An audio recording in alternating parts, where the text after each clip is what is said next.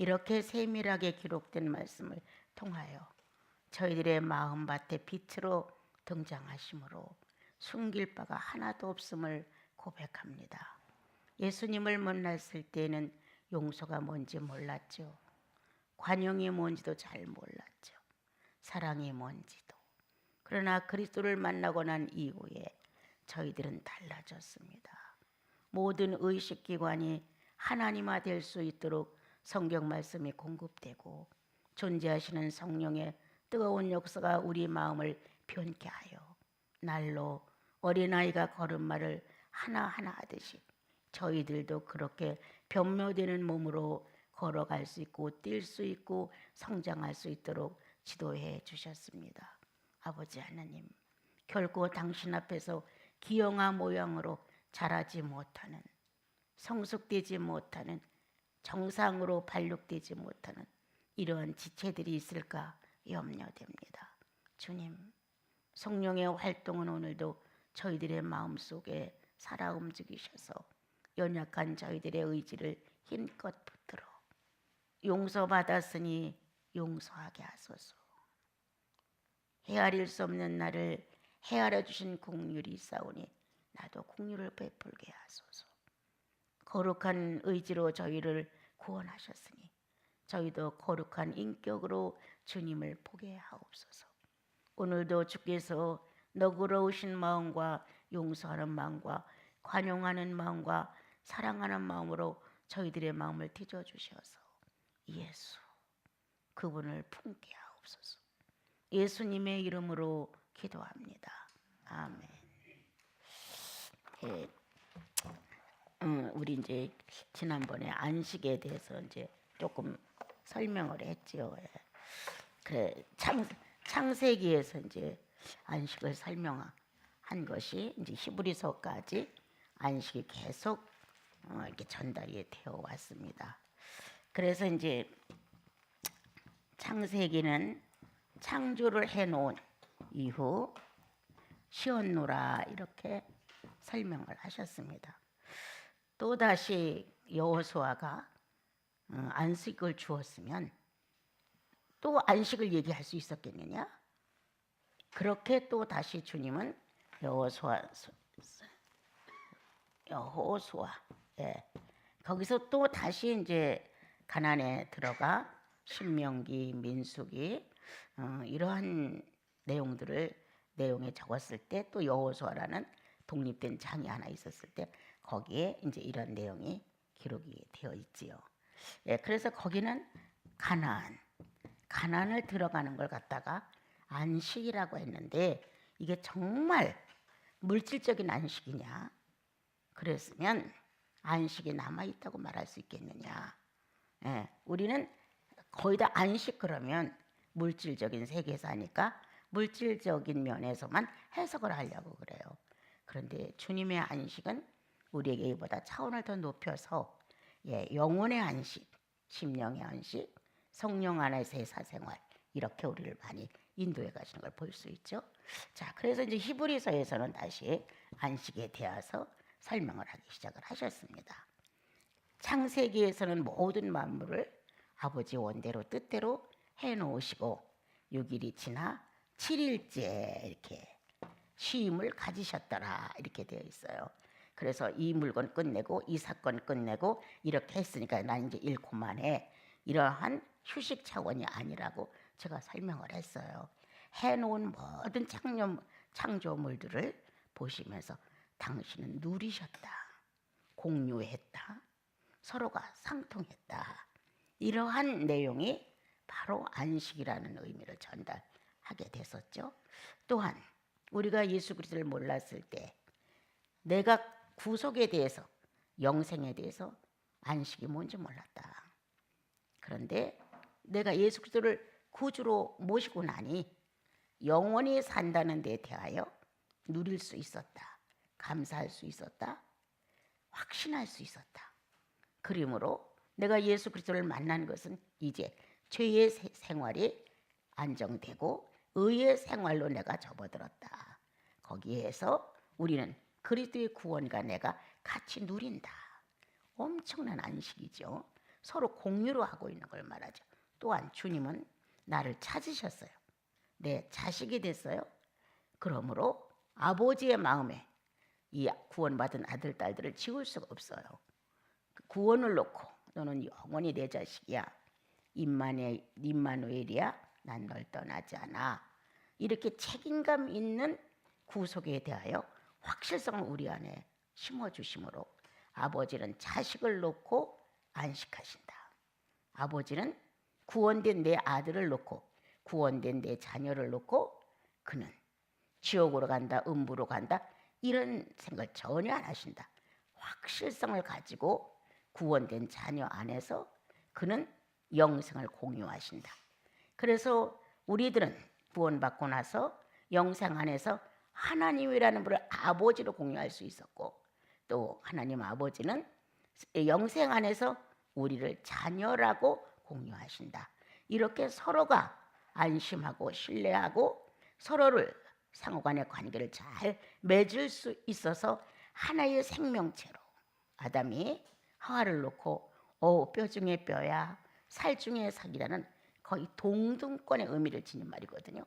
이렇게 당신은 나야 나는 당신이야 이런 의미예요. 그래서 이것도 똑같다. 예. 하나님의 자녀와 자녀의 아버지인 하나님과는 거의 생명체의 영생 안에 동등권이라는 유전자를 같이 갖고 있는 것이다. 그래서 공유한다고 말한다. 우리는 이런 공유가 있다. 이런 안식이 있다. 그러므로 영원히 영생을 보장받은 자녀의 특권의 자유함 또한 영원히 내 자식이야 어느 누구도 나한테서 뺏어갈 수 없어 라는 아버지의 마음의 공유. 이래서 우리는 서로가 안식을 나누고 즐거워하고 누리고 그리고 평안하고 이런 것을 구속을 받은 사람들의 특권이에요. 그래서 그다음 이제 여호수아의 안식을 여기서 얘기했는데 야 가나안만 가면 안식이야. 가나안 가면 잘 살 수 있어. 우리가 인식하고 들을 수 있었던 것은 젖과 꿀이 흐르는 땅이야. 이제 더 이상은 방황하지 않고 더 이상 먹을 것과 입을 것에 대하여 염려하지 않고 살아갈 수 있어. 이런 조건의 안식이 아니었다는 거예요. 그런데 백성들은 이런 조건으로 알았다는 거예요. 아니었다. 예. 그렇다면 가나안에 들어가 전쟁이 없었어야 되는데 가나안에 들어가 여전히 전쟁을 했고 여호와 하나님을 자기의 아버지로 삼지 않은 여호와 하나님을 자기들의 창조주 유일신으로 삼지 않은 사람은 늘 방황했다. 늘 갈등했고 어떤 게 주관적으로 가슴속에 이루어지지 않음으로 인하여 이게 옳은가 저게 옳은가 그래서 누가 선동을 하면 우르르 몰려가서 그 선동에 가담한다. 누가 원망을 하고 모세가 별것도 아니야 라고 소리를 치면 또 거기에 흡수되어서 그러한가 이렇게 주관성 없는 주체성 없는 마음을 가지고 있다는 것은 신뢰가 없다는 것이다. 믿음이 없다는 것이다. 이렇게 살아가게 되면 가난이 천국만큼 훌륭하다 할지라도 그건 안식이 아니라는 거예요. 예. 안식은 서로의 신뢰 속에 서로의 의지를 교환하는 것인데 그래서 서로가 공유권을 가지고 나는 네가 있으므로 행복해. 네가 나에게 무엇을 해줘서가 아니야. 존재함으로 난 행복해. 이런 관계인 거거든요. 또한 그 상대도 당신이 있으므로 난 행복해. 당신이 있으므로 나는 내 자신을 알아. 이렇게 상대가 있다는 존귀성이 자기 안에 누림이 돼야 돼요. 그것이 바로 안식이다. 그러므로 여호수아가 정말 안식할 것이 확실했다면 이 가나안에 들어가 전쟁을 했겠느냐. 이스라엘 민족은 어리석고 둔해서 먹을 것과 입을 것에 대한 안식을 요구했지만 주님은 그것이 아니었습니다. 자기의 하나님으로 인생의 목표를 삼느냐 자기의 여호와로 평강을 누리느냐 먹을 것과 입을 것과 어떻게 살 것에 대하여 초월된 영생의 확신 이와 같은 내용 안에서 그들이 어떤 상황이 벌어지더라도 신적 표현할 수 있느냐 신적 편에 쓸 수 있느냐 감정이 언어가 안색이 행동이 양심이 뇌가 어떤 거라도 상황을 만났을 때 정말 유일하신 하나님을 모신 사람들답게 유일신이신 주님을 하나님이라고 여호와라고 부를 수 있는 백성답게 그와 같은 내용이 있느냐? 그러면 거기 들어가서 너는 안식했을 것이다. 물질로 인한 안식이 아니라 영생 안에서의 안식이다. 모든 조건이 갖추어진 것을 원하는 안식이 아니라 하나님을 내 아버지로 삼은 안식이다. 하나님을 내 구주로 삼은 안식이다. 하나님을 내 유일한 주님으로 삼은 것이 최고의 안식이다.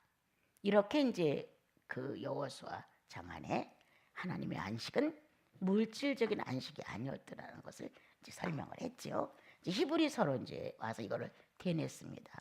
그런데 다윗은 시편에 기록하기를 정말 백성이 광야에서 여호와의 음성을 듣고도 반역을 하고 저항을 하고 이렇게 했다. 마음을 절대 강팍하게 갖지 마라. 어디서라도 안식권에 들어간 자는 마음이 강팍해질 수가 없다는 거예요. 여러분들이 성령을 모시고 산다면서 마음이 며칠 지나도록 쇳덩어리처럼 돌덩어리처럼 안 풀린다면 나는 늘 구속을 다시 생각하라. 우리는 그렇게 가질 수가 없어요. 이 성령의 본질이 그러한 평화를 잃었거나 타산에 찌들거나 뭔가 반항적이거나 이걸 용납을 안 하십니다. 성령 자체가. 그래서 우리 안에서 이래서는 안 된다고 하는 거를 성령이 일깨워 주셔요. 그러니까 이걸 품고 오래 갈 수가 없는 거예요. 그러니까 정말 구속이 확실하면 나사렛 예수 그리스도로 거듭남으로 내가 하나님의 자녀로서의 영생이 확실하다면 이러한 사건을 만났을 때 나는 어느 쪽에 서 있느냐가 중요해요. 나는 어느 편에 지금 서 있는 것일까? 하나님 편에 유일하신 구주이신 여호와 편에 어디 섰냐에 따라 이 아무리 전쟁터라 할지라도 자 안식권에서 나는 죽음이 와서 두렵다 뭐가 왔다 이게 없어지는 게 아니에요. 이 안에서 누가 주냐예요. 그러면 우리들이 살아가는데 살얼음판이고 때때로 불합리하고 뭔가 억울하고 많은 사건이 벌어지지만 내 마음은 영생 안에서 그죠? 영원히 사는 생명체 안에서 이 영생의 주관자를 알고 있다는 거예요. 그래서 마음이 그분께로 돌아가는 걸 의미하는 거예요. 그래, 나는 구원받은 자지 안 되든가. 그래, 주님이 계시지. 그래, 이렇게 뭔가 내 마음이 내 영생에 관하여 확실한 그 주님께로 그 주관자에게로 마음이 돌아가는 거예요. 그래서 어떠한 상황도 우리는 안식을 무너뜨릴 수가 없습니다, 여러분. 자, 그래서 이제 여기서 말씀하시기를 구원받은 자는 이제 여기는 안식할 때가 남았도다. 구약은 이렇게 말했는데 지금이 안식할 때다. 이 지금이 안식이다 이렇게 말씀하시는 거거든요. 그래서 구세주를 만난 구세주를 만난 사람들은 안식했다. 어떻게 살까라는 의식주의에 대한 불안. 야, 내가 여기서 건강을 잃고 죽으면 어떡할까 하는 죽음의 불안. 야, 내가 여기서 모든 사람부터 망신을 당하고 내 인생의 가치가 떨어지고 그러면 난 어떡할까. 이렇게 명예에 대한 불안.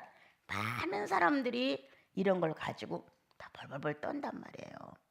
특히도 체면, 나라는 사람을 그렇게 뺏기는 안 봤어? 라는 이것은 엄청나게 나를 흔들어 놓거든요. 자, 우리는 구세주를 만났다는 거예요. 그래서 이런 데로부터의 안식이 절대적으로 있다는 거예요. 왜? 자, 우리들의 구주 나사렛 예수 그리스도는 이 안식을 승리로 이끌었다는 거예요. 죽음 앞에 하나님을 부인했느냐? 죽음 앞에 악과 맞섰느냐? 죽음 앞에 비굴함을 드러내느냐? 죽음 앞에 신성을 사용하여 하늘로부터 천사를 끌어내려서 자기를 모면했느냐? 하나도 없었어요. 예수의 안식은 물질 세계를 초월한 안식이었어요. 그래서 예수 믿으면 첫째, 구원, 지옥 안 가고 구원 받는다는 안식은 확실하다. 예, 누구든지 예수의 보혈이 십자가의 도가 우리를 건졌다고 하는 것을 우리가 부인하지 않고 인정하고 그 대가로 성령이 영혼 속에 존재한다. 성령이 영혼 속에 존재하는 사실로 내가 구원받았는지 안 받았는지를 안다. 내 속에 성령이 존재하지 아니하면 사건에 따라 나는 달라지거든요. 그 사건의 색깔에 내가 짙어지고 그 사건의 성질에 따라 내가 맞서요, 같이. 그런데 내 속에 성령이 확실하시면 나를 지도하시는 의의 승리자이신 그리스도가 확실하시면 구원만이 안식을 하는 것이 아니라 나와 여러분의 환경과 주어진 사건 속에서도 우리는 성령님에 의해서 누린다는 거예요. 죄와 맞서지 않는다는 거예요. 악한 상황을 붙들지 않는다는 거예요.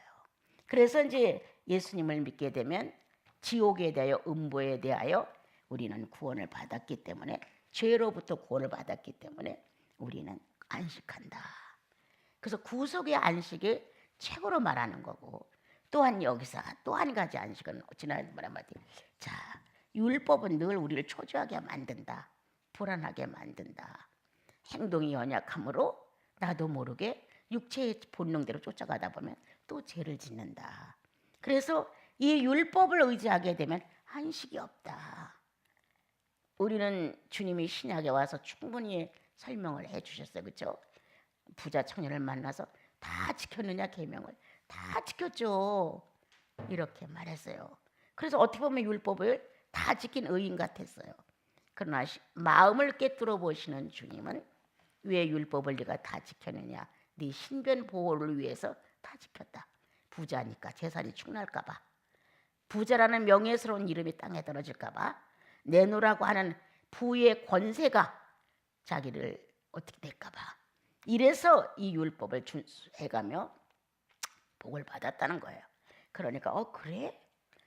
그러면 물질이 더 중요하냐? 여호와가 더 중요하냐? 한번 보자 하고 주님은 잘됐다 그거 하나 다 팔아서 가난한 자에게 주고 나를 따르면 영생을 확실할 수 있지. 이런 의미였다는 거예요. 그랬더니 재산이 많아서 근심을 띄우면서 가버렸어요. 이런 물질의 재산도 영생을 갖다 놨을 때는 못 이겨요. 물질 때문에. 물질이 우수하지 영생이 좋아서 그걸 다 팔아서 주고 주님을 쫓아간다? 1000명에 하나도 거의 없을 것 같아요. 이래서 변화를 일으킨 사람들이 책에 나오는 사람들이에요. 성자라고 그래요. 프란시스코도 옷까지 다 벗어서 가난한 자에게 주고 알몸으로 왔으니까 알몸으로 주님께 드린다고 빨가벗었잖아요. 자기 아버지가 준 재산 난 하나도 안 갖는다고. 이렇게 그러니까 성자가 됐겠죠. 어림도 없어요. 말은 번들으라고 신앙이 종호 같아도 내 물질 하나도 손해보기 싫어요. 예. 내 물질 하나 손해보기 싫고 내 땅 한 평도 손해보기 싫어요. 내 자존심 하나도 손해보기 싫어요. 이게 바로 나라는 거예요. 예. 그래서 율법이 큰 멍이었어요. 예. 이거를 지키면 축복이 되는 것 같고 이걸 안 지키면 저주가 임하는 것 같고 이래서 율법으로부터의 안식을 주님은 우리에게 얘기를 하셨어요. 구약은요. 율법에서 이 자유함이 있느냐? 그럼 안식하고 있는 것이야. 이렇게. 그래서 우리는 율법으로부터 자유함은 배우지를 못했어요. 구약 성도가 아니기 때문에. 예수의 구원. 그래서 그냥 우린 죄로부터의 구원이에요. 죄로부터의 자유예요. 죄로부터의 안식이에요. 예. 율법으로부터 안식, 죄로부터의 안식이에요. 자, 그래서 이제 구원을 받고 났어요. 예. 갈라디아서 1장 5장 1절. 갈라디아서 5장 16절을 한번 펴보세요. 이제 주님은 거기다 뭐라고 우리에게 말씀하시는가 한번 읽어봅시다.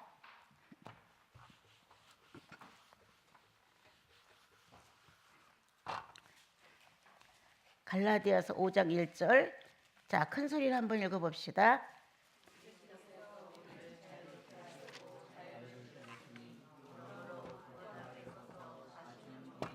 예, 예수 그리스도께서 우리에게 자유를 주려고 부르셨다. 절대 종의 멍에를 매지 마라. 이렇게 말씀을 하셨어요. 그래서 유대 민족에게는 율법이 그들을 구속하고 있었어요.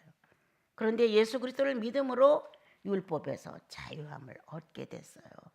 자, 그럼 우리 이방인들은 율법과 관계가 있는 사람들이 아니에요. 들어보지도 못했고 하나님에 대한 존재성도 알지 못했고 이스라엘 역사가 어떤지도 잘 몰라 무식해요 우리는요. 그런데 예수님을 만나서 우리는 율법으로부터가 아니라 죄로부터 자유함을 받은 거예요. 예. 그런데 이 자유함을 우리가 속되게 쓰고 있는 거예요. 예. 우리가 이제 자유함을 받았으므로 1. 진리에 순응해야 한다. 순응이 되지게끔 되어 있어요. 이거는 본능적으로.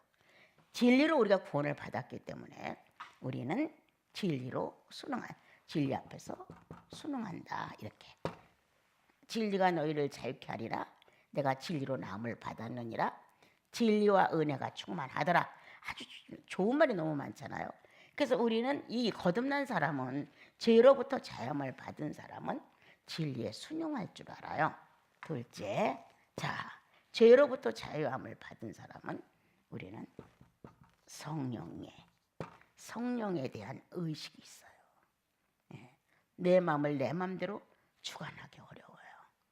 나는 옳다고 생각을 붙들고 있다 할지라도 성령이 내 안에서 삐거덕 하시면서 움직여지면 우리의 생각과 마음이 달라져요. 그래서 이제 우리는 성령 안에서 순종을 알아요. 어떻게 하면 성령이 기뻐하시는지, 어떻게 하면 성령의 마음 아파하시는지 이런 거를 아는 거예요. 그래서 순종과 이 거부라고 하는 건 인격이 이 안에서 움직이고 있다는 사실을 발견하게 되어 있어요. 이건 거듭난 사람의 특징이에요. 죄로부터 자유함을 받은, 죄로부터 구원함을 받은, 죄로부터 안식권을 차지한 사람들은 진리에 순응한다. 누가 뭐래도 하나님의 말씀을 권위 있게 인정한다. 둘째, 성령의 감동과 움직임의 의식을 결코 소멸하지 않는다. 어찌할지라도 그 뜻을 이루고자 순종이라는 단어를 가지고 가장 작은 어린 자녀의 입장으로 취한다. 내가 얼마만큼 성장했냐? 예수의 동등권처럼 성장했다. 만약 할지라도 사건을 놓고 거기로부터 문제가 생기면 아주 착한 자녀처럼 어린 자녀처럼 우리는 순종으로 나를 내려놓는다. 예. 우리가 성장하다 보면 벗이라는 칭호도 있다고 말했죠. 연인이라는 칭호도 있다고 말했죠. 신부라는 칭호도 있다고 말을 했어요. 이런 단어 앞에서는 순종이라는 단어를 쓰지 않죠. 예. 벗이야, 연인이야, 신부야 그러면 순이라는 단어 안 써요. 그런데 여기서는 가장 어린 나, 경험이 부족한 나, 예. 모든 것에 연약한 나를 인정하는 자세. 성령이 하시는 일이 옳습니다. 그래서 자기의 위치를 자녀의 아주 가장 연약한 막내 자식처럼 그러한 자녀의 입장에서 자기를 탁 내려놓죠. 그리고 순종. 예. 이렇게 다시 한번 성령이 어떤 분인가를 경험하게 되지요. 그러므로 자 이제 구속에 대해서 안식하는 사람은 3. 성령께 순종한다. 순종으로 다시 나의 자아를 다르게 놓는다는 거예요. 예라고 하면서. 그래서 고등부터 가면 성령의 요구를 안다는 거예요. 이게 분별력이죠. 아, 이건 성령의 요구야. 이건 내 본능이 하는 짓이야. 이건 성령이 나에게 가르쳐주고 있는 거야. 이거는 내 본능이 선택하고 있는 거야. 성령의 요구를 안다는 거예요. 아까는 성령이 내 안에서 여러 가지 인식을 가지고 어떤 사건을 만나면 설명을 하거나 알게 한다는 거예요. 그럴 때 우리는 가장 낮은 어린 자녀의 입장으로 나를 낮춘다. 그리고 순종으로 인격을 한번 주에 보인다. 예, 착한 아들, 착한 딸. 아무리 내가 잘났어도 부모를 통해 나왔어요. 예. 내가 아무리 위대하고 엄마 아버지보다 뛰어난 점이 너무 많아도 그분의 정자 속에 그분들의 자궁을 통해서 우리가 나왔어요. 부모 없는 자식이 어디 있어요, 여러분? 그러므로 내 의견과 내 모든 것이 우수하다 할지라도 부모가 그것을 얘기할 때는 예 라고 일단 접수를 하는 거예요. 접수를 하고 거기서 이제 순종을 하고 내가 너무 연약해서 이것에 대해 조금 어렵습니다 라고 말을 한다든가 주님 조금만 기다려주세요 한다든가 이렇게 순종할 수 있는 상황을 만들어 주셔서 고맙습니다. 역시 나는 아버지의 자식이에요. 얼마나 아름다워요, 그죠? 난 역시 아버지의 자식이에요. 내가 아무리 커도 아무리 잘난 척을 해도 아무리 뛰어나도 그 아버지의 자식이에요. 이렇게 아버지의 자식이어서 아버지보다 아주 난 못합니다. 난 아주 낮아요. 라는 표현을 할 수 있다는 거예요. 그래서 어떤 때는 철없는 아이 같아 이 마음이. 아버지 앞에 나를 내려놓고 아무것도 모르는 그분의 가르침 속에서만 내가 지금 존재하는 것 같은 그러한 자세로 예 주님 그렇게 할게요. 이렇게 심정을 가지면 완전 애기가 되더라고. 마음이 천진스럽다 그럴까? 늘 이게 있어 이 안에. 예. 그리고 야 아버지가 기뻐하시겠지? 뭐 이런 어떤 표현이라든가 주님 내가 잘했죠?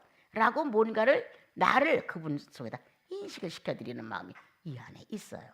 그래서 마음이 순진해지고 예, 그렇게 어떤 간교나 어떤 그 욕심의 타산이나 이런 걸 안 만들어져요. 그래서 이제 순종을 다시 한번 내 안에서 회복시켜 본다. 어린 자녀. 아버지가 돌보지 않으면 안 될 만큼 어린 자녀처럼.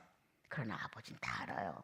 자녀가 얼마만큼 능력 있는지, 얼마만큼 아버지보다 우수한지, 얼마만큼 재치 있고 얼마만큼 죄리지 안다는 거예요. 그렇지만 아버지의 의견에 이해라고 해준 게 너무 고마운 거예요, 부모는요. 그래서 부모들은 그 모습 속에 자기를 다 내줘도 아깝잖아요. 그러나 막 반항을 하고 불효를 하고 악을 쓰고 후레자식처럼 개자식처럼 이렇게 한다면 이런 애정을 못 느끼는 거예요. 필요할 때는 아버지 찾고 부모 찾고 필요치 않을 때는 헌식작 버리듯 버리는 이런 심보를 가진 관계는 희생은 해줘도 이 안에 애정이 없어요. 희생은 해줘도. 이런 관계를 우리가 가지면 안 되죠. 성령은 오늘도 내 의지가 자녀임을 증명하는 순종의 시간을 요구하신다. 때때로 많이 컸고 스스로 독립할 수 있고 대단하고 자랑스러워.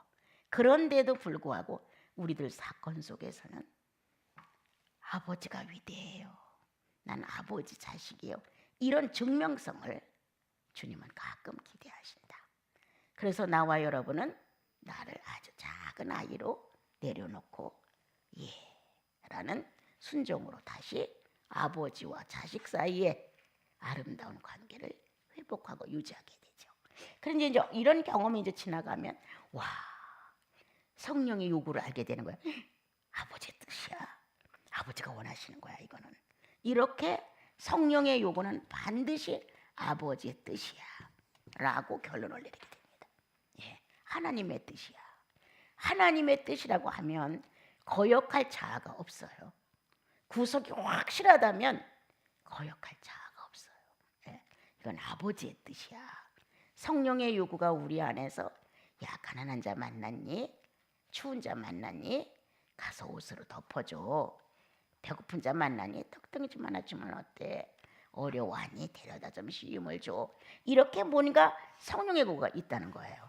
야 네가 용서해 주지 않으면 누가 용서해 주니? 그건 네 몫이야.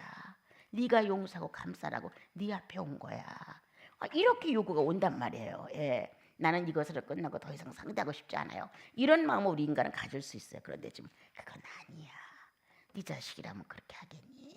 이렇게 선량한 요구가 우리 안에 꽉 차 있어요. 이건 내 요구가 아니라 성령의 요구예요.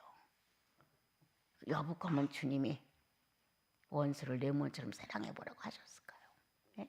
그 정도의 주님의 마음은. 그래서 성령의 요구가 우리 안에서 이루어진단 말이야.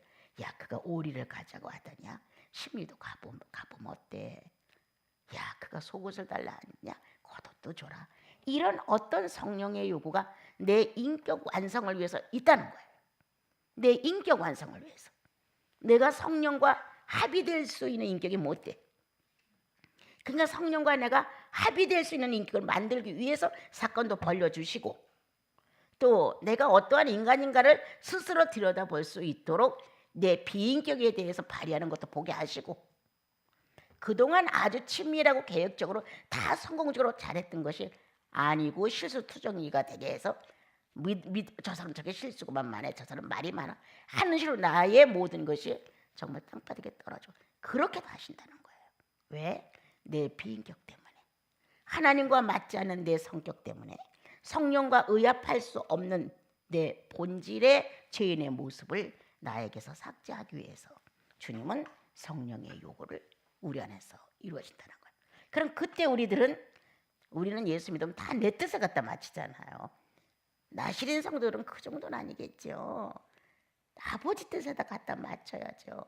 내가 가난해도 아버지의 뜻, 내가 당분간 멸시를 받아도 그건 아버지의 뜻이었어. 내가 무언가 불편한 상황에 와서 주님의 뜻이었어. 이렇게 성령의 요구로 받아들일 수만 있다면 아버지 뜻에 맞춰가는 사람으로 나를 만들어 가시는 거예요. 주님이 아버지 뜻에 맞춰주는. 그래서 나와 여러분이 이러한 상황, 아버지의 요구였어, 아버지의 뜻이었어. 왜? 성령께 맞춰주시려고. 예. 성령과 아주 친하게 해주려고. 신랑 대신 성령님, 신부 대신 성도. 예. 이렇게 때때로 신랑이신 성령님, 때때로 성도이신 신부. 이렇게 무언가 같이 합의하여 의를 이루어서 성부의 뜻을 세워드리는. 그래서 성령의 요구는 반드시 있다. 예. 그 다음 네 번째, 우리는 이렇게 죄로부터 안식을 얻은 사람들이에요. 예. 그래서 성령은 반드시 결산하신다는 거예요. 예. 알아보는 거예요. 증언케 한다. 네가 한 일이 옳았는지 옳지 않았는지 결산해서 증언케 한다. 옳았으면 결과가 선으로 나타나고, 옳지 않았으면 세상 사람과 똑같은 표현으로 나타났을 것이다. 그래서 증언은 의인의 의지냐, 예, 죄인의 의지냐라고 평가가 나온다. 이 결산이에요. 자, 이 사건을 성령의 요구를 이루고자 하나님께서 내 비인격을 청산하고 하나님의 성부의 인격이 하나 되어서 성자 예수와 합의하고 성령과 합의하고 이런 나를 만들어 가고자 이리 갔어요. 주님 결산하시는 거예요. 정말 증언되었는가 한번 보자. 의인의 의지로 결산되었느냐, 죄인의 의지로 결산되었느냐. 예. 스스로 진단해야죠. 남이 나를 진단해주고 그걸로 인해서 내가 좌우되면 안 되고 내 스스로 진단을 해보는 거예요. 네. 그랬을 때 나는 아직은 이 문제를 놓고는 죄인의 의지였구나. 그래서 본능적인, 육체의 본능적인 죄인의 의지를 사용했구나 라고 자기 스스로 알아요. 예. 그래서 조용하게 주님을 찾는 것도 혼자 찾잖아요.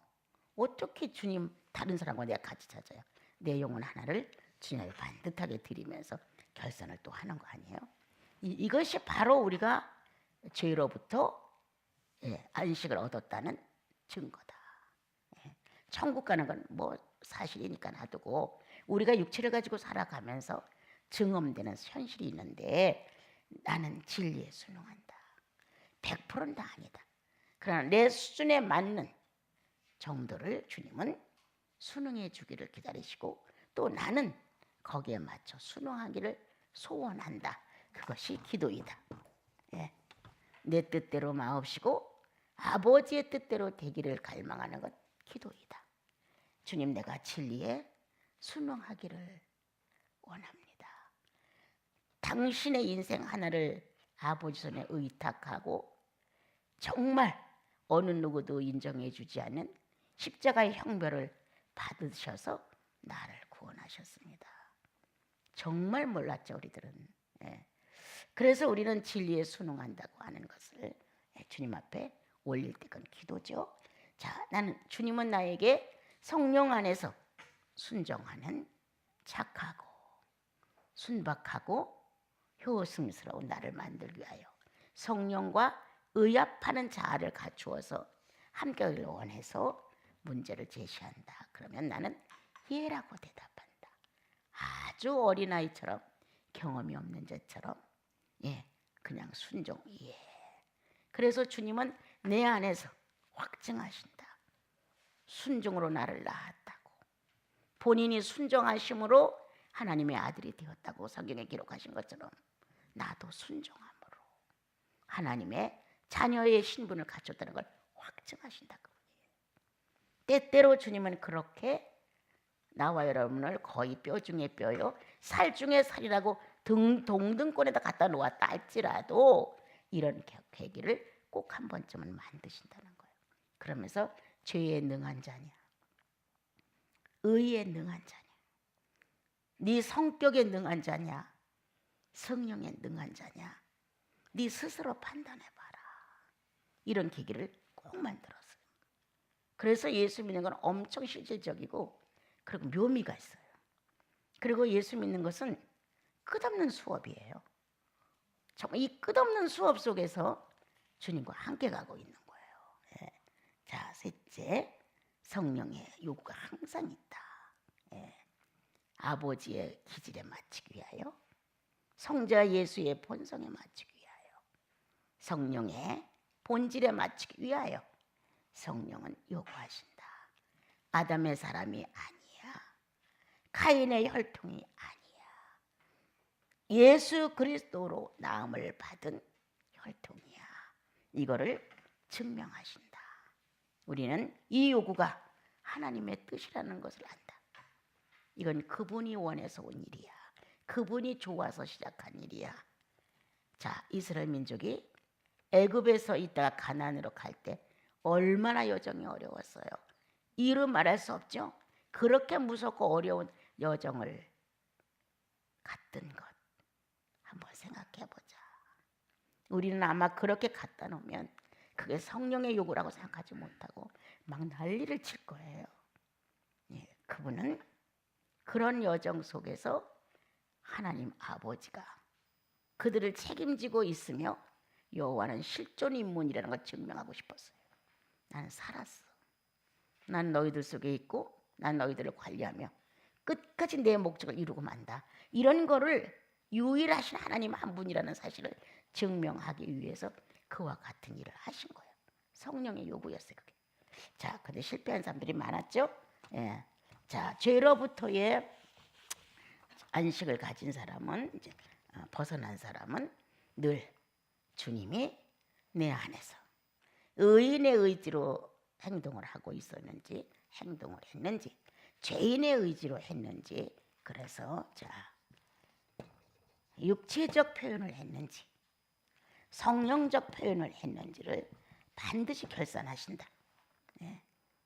본인이 알도록 절대 그냥 넘어가지 않아요. 본인 나한테 인식을 시키는 거예요.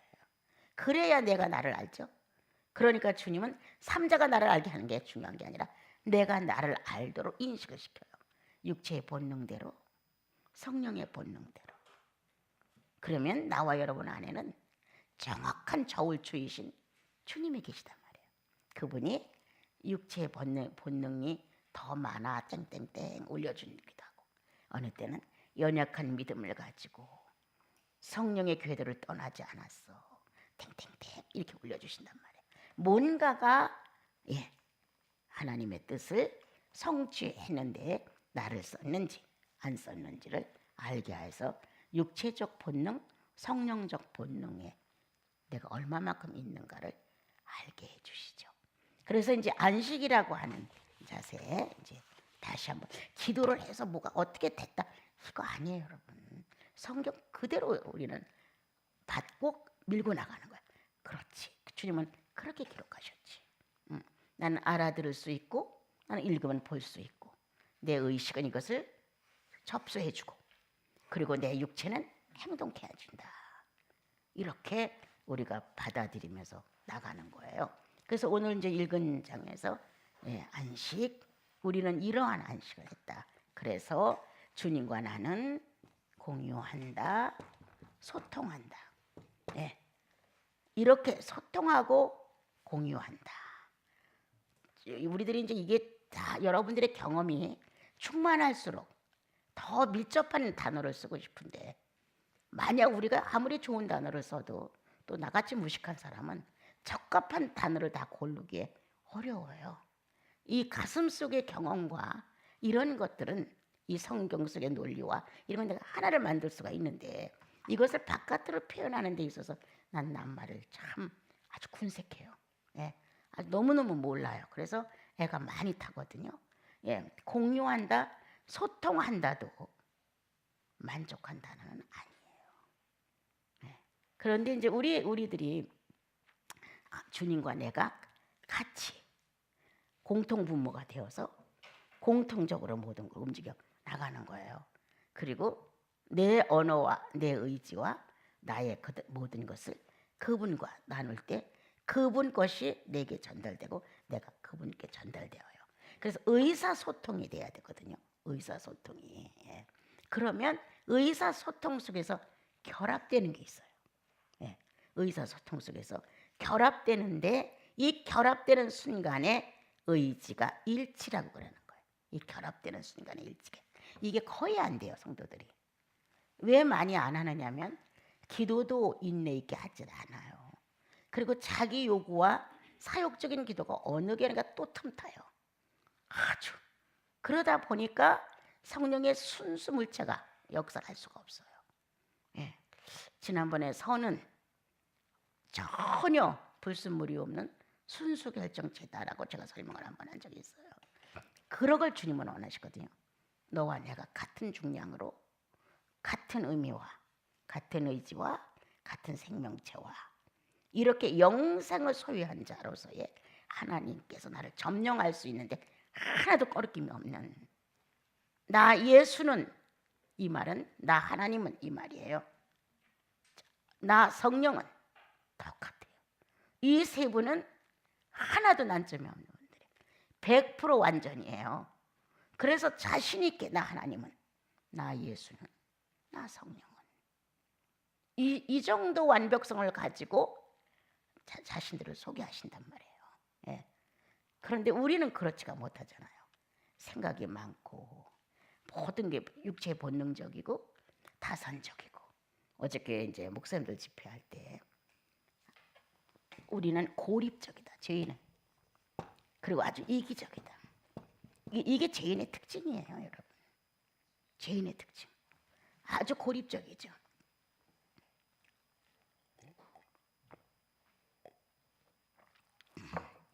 그런데 예수 사람, 성령의 사람은 소통적이에요. 그리고 독립적이에요. 독립적이고 소통인데 이 독립은 이기적인 독립이 아닌 거예요. 죄로부터 따로 딱 쓸 수 있는 하나님의 것에 대하여 확실성을 드러낼 수 있는 그래서 성령이 독립적으로 역사하시고 성령은 늘 소통하신다. 그리고 성령은 늘 연합성이에요. 그런데 이렇게 우리들이 예수를 믿어간다 할지라도 찬송이 좋아요. 여러분들의 기도도 좋을 수가 있어요. 여러분의 사생활들이 그렇게 뭐 난잡하거나 나쁘지 않아요. 그래도 어느 정도의 예수인의 모습은 다들 지니고 있단 말이에요. 그런데 아직도 사건을 말하면 고립적이야. 탁 트인 광야 같은 게 아니에요. 상큼하고 명쾌한 답변으로 상대에게 후련케 해주는 이런 게 우리에게는 아직도 없어요. 그냥 이 안에 넣고 주물럭거리고 그냥 할까 말까 하다 세월 다 가고 시간 가면 다 될 것 같고 안 돼요. 이렇게 우리들이 가끔 성령의 사람이라고 해도 아주 고립적인 거예요.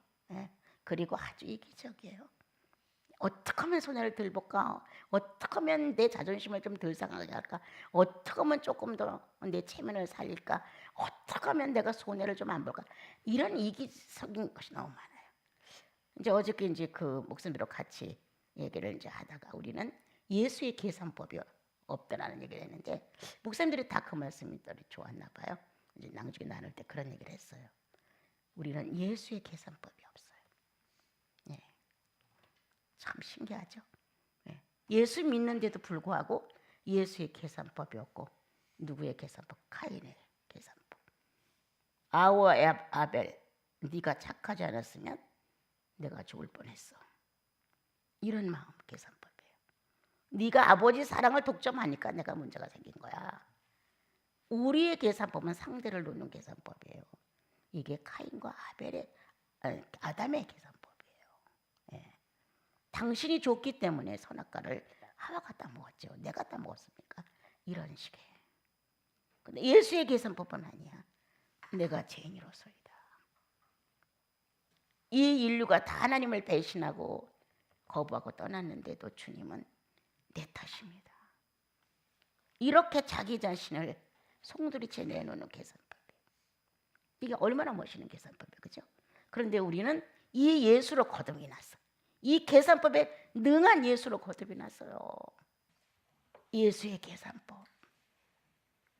거저 받았으니 거저 주어라. 주님의 계산법. 언제 내가 그 보혈을 보답하기 위하여, 언제 예수의 죽은 육체를 보답하기 위해서, 보상해서 내가 뭐 하나 한 게 있어. 그게 예수의 계산법. 그런데도 불구하고 거기다 또 성령을 주신 거예요. 네? 구원까지 해놓고 또 성령까지 부으신 거예요. 그리고 수없는 난을 예수 믿고 수십 년이 흐르는 동안에 계속 용서, 용서, 용서. 예수의 계산법. 항상 나와 여러분을 무죄로 놓는 이 계산법이 얼마나 크냐. 무죄. 오늘도 또 선언한다. 무죄. 무죄. 성령은 우리 안에서 우리의 이 악하고 바르지 못했던 걸 고백해서 무죄로 놓기 위해서 성령은 무던히도 역사하신다는 거예요, 여러분. 오늘 우리는 죄로부터의 안식이다. 공유다, 소통이다. 이거 갖고 하나님의 어떤 안식의 의미를 축소할 수는 없다. 그러나 조금 그래도 알아들을 수 있다면 이런 것이다. 그러나 성령은 이 정도 갖고 양이 안 찬다. 예, 이 정도 갖고 성부와 성자와 성령이 일치에 똑같이 완벽한 신으로서의 존재성을 지니고 하나야. 자신 있잖아요. 하나야. 나는 요한복음에서 나와 아버지는 하나이라 처음에 이해 못했어요. 근데 시간이 가면서 성령 안에서 이런 거를 알게 됐을 때 깜짝 놀랐어요. 내 영혼 안에서. 이야, 조금도 어떤 것도 섞일 수 없는 거기에서 세 분의 하나님의 활동을, 하나는 창조로, 하나는 구원으로, 하나는 인격 성자로, 이렇게 담당 분야가 틀린데도 불구하고 나는 하나야, 이렇게 했던 이 자신감에 대해 놀란 거예요. 충격받았던 거예요. 이야, 아버지와 나는 하나야? 성령과 예수는 하나야? 그럼 난 뭐야? 나도 예수와 하나야. 나도 하나님과 하나야. 나도 성령님과 하나야. 이 소리를 들어야 되지 않아? 내 영혼 안에서라도. 근데 나는 너무 사이즈가 안 맞는 거예요. 질이 안 맞는 거예요.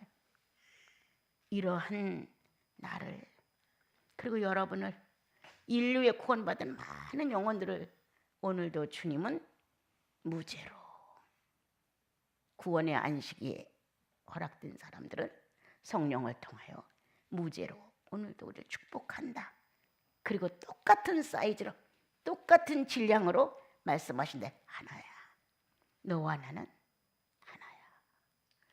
이러한 완벽한 그분의 선포가 내 영혼 안에, 여러분 영혼 안에 들어있잖아요. 성령을 통해서. 거기에 맞춰지는 나, 얼마나 오만 가지 불순물이 많은지, 얼마나 크고 작고 빌고 엉망진창했나. 그래도 전혀 주님은 거기에 말 안 하네. 예, 그 상황에 당신은 하나를 향해 갈 뿐이지. 우리도 똑같이 이 안식권에 들어가 이제 이 히브리서에 있는 말씀처럼 더 이상 안식을 못하는 자가 되지 말아라. 하나님께서 쉬셨다는 그 차원이 아니라는 것이에요. 예, 서로 소통하고 공유하고 누렸다. 이 정도는 보통 예수 믿으면 알아야 돼. 그리고 경험도 해봐야 돼요. 그러나 조금 더 진지한 내용이 그 영혼 안에 포함되어 있어요. 이건 성령이 하나님의 비밀이 예수 그리스도인 것처럼 예수 그리스도의 비밀은 성령이시라. 성령의 비밀은 성도예요. 예, 이렇게 우리들이 하나님의 비밀이신 예수 그리스도, 예수 그리스도의 비밀이신 성령님, 성령의 비밀은 성도예요. 얼마만큼 늘 여러분에게 말하잖아요. 신성과 인성을 균형 잡느냐가 중요한 거예요. 이게 성도의 비밀이에요. 신성과 인성을 얼마만큼 균형 잡아 조화, 그렇죠? 조화를 이루느냐. 인성과 신성의 0.1도 틀리지 않은 결합, 완전성, 조화, 아름다웠다, 아립답다, 아주 사랑스럽다, 고귀하다, 이러한 것이 포함되어 있는 오늘도 주님은 나와 여러분에게 외모를 보지 아니하시고 구원받은 내면을 쳐다보시면서 신성과 인성의 결합을 똑같은 질의 양을 가지고 하나로 포함되는, 그래서 육체는 땅에 있지만 예수를 만난 우리들의 영혼만은 신령체에 있는 것이다. 그래서 주님에 대한 사모의 진실, 사랑의 진실, 그리고 예수님처럼 순준무구하게 살고 싶은 갈망, 이것이 나와 여러분의 재산이 아닌가 싶습니다.